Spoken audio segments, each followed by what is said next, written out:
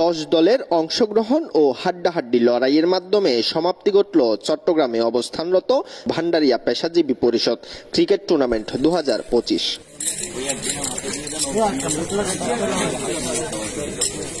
13 ফেব্রুয়ারি ইপিজেটের আকমল আলী সড়কের আবু বকর জামে মসজিদ সংলগ্ন মাঠে অনুষ্ঠিত টুর্নামেন্টের ফাইনালে টিম ধাওয়া সুপার কিংসের মুখোমুখি হয় ভান্ডারিয়া উপজেলা ক্যাপিটালস।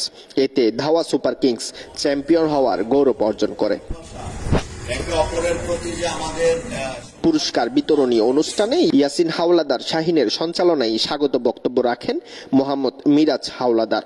প্রধান অতিথি ছিলেন পরিষদের প্রতিষ্ঠাতা সৈয়দ মাইনুল ইসলাম মঈন। বিশেষ অতিথি ছিলেন মোহাম্মদ জাহিদ হাসান, মোহাম্মদ জহিরুল ইসলাম মাসুম সহ সংগঠনের অন্যান্য নেতৃবৃন্দ।